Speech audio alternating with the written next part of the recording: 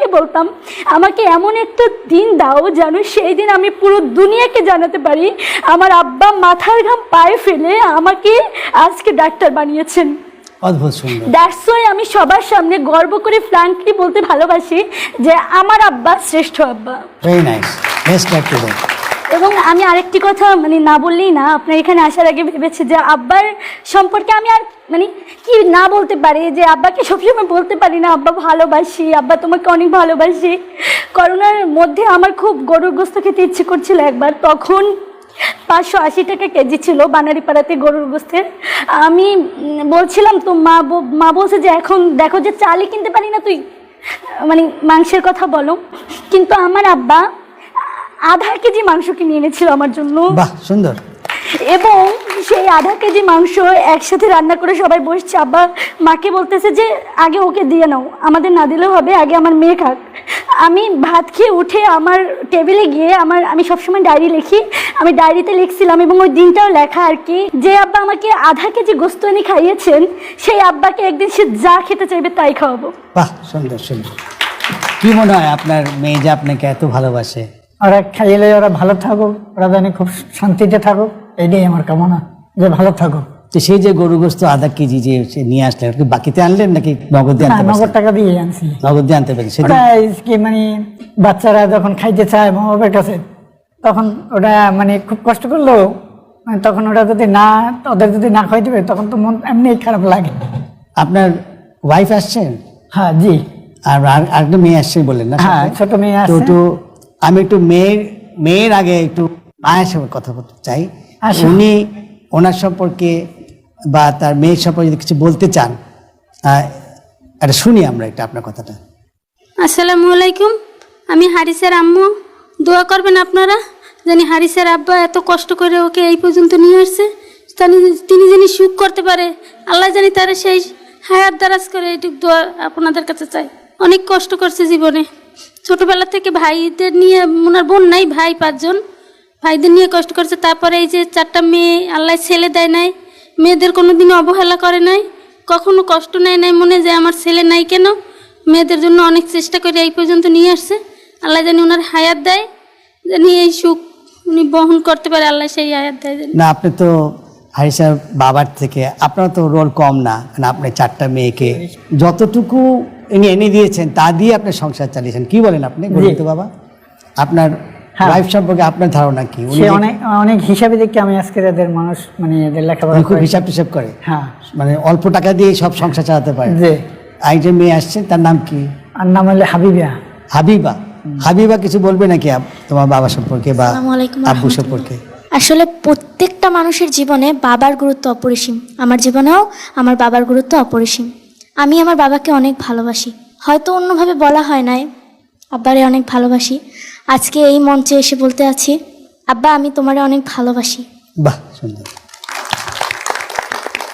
সব সময় আমি দেখেছি কম হলেও আমার বাবা আমাদের সব ধরনের চাহিদা পূরণ করতেন। কোনোদিনও দেখি নাই আমার আব্বাকে অসৎ কোনো কাজ করতে। আমাদের বানারীপাড়ার সবাই আমার আব্বাকে ভালোভাবে চেনে, সবাই আমার আব্বাকে ভালো বলে।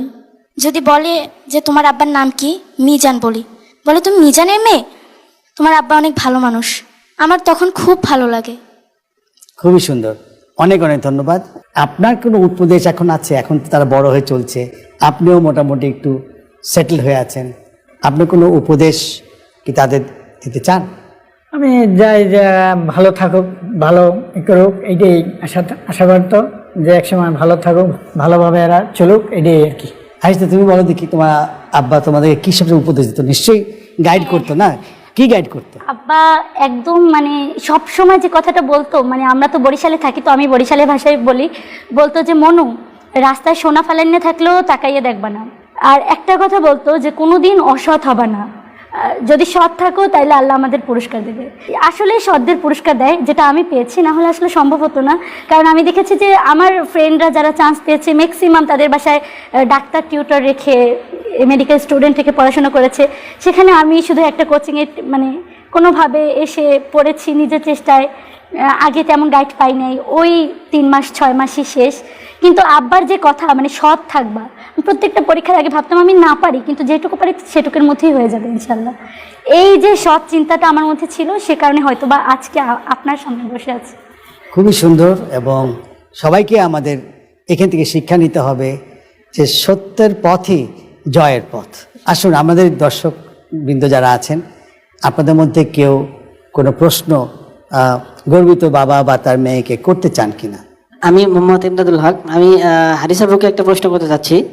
সেটা হচ্ছে, আপনার জীবনের লক্ষ্য ছিল আপনি ডাক্তার হবেন। আমার প্রশ্ন হচ্ছে যে আপনি ডাক্তার হওয়ার পরে আপনার লক্ষ্যটা কি হবে? এই প্রশ্নের উত্তর দেওয়ার আগে একটু বলে নিই যে মানে আমি তো অনেকগুলো প্রফেশন আছে বাংলাদেশে, কেন মেডিকেলটাকেই স্বপ্ন হিসেবে নিয়েছিলাম। আমি যখন ক্লাস 6-এ পড়ি তখন আম্মা গর্ভপাতজনিত কারণে অনেক বেশি অসুস্থ হয়ে পড়েন। তার রক্তের গ্রুপ ছিল A নেগেটিভ, যেটা রেয়ার রক্ত আমরা জানি। সেটা হচ্ছে জোগাড় করতে পারিনি, এবং আইসিইউতেও রাখা হয়েছিল, এতটা ব্লিডিং হয়েছে, ওইটা টাকাও জোগাড় করতে পারিনি পুরোটা। সে ছোট্ট হারিসা প্রতিজ্ঞা করেছিল যে আমি যেদিন ডাক্তার হয়ে যাব পুরোপুরি, আমার সামনে যদি তেমন কোনো মা এবং তেমন কোনো চোখ ছলছল করে হারিসাকে দেখি, সেই হারিসার মাকে আমি বিনা টাকায় চিকিৎসা করব। বাহ, অদ্ভুত সুন্দর। এবং আমি মনে করি আমার এই কথার মাধ্যমে ভাইয়া আপনি আপনার প্রশ্নের উত্তর পেয়েছেন।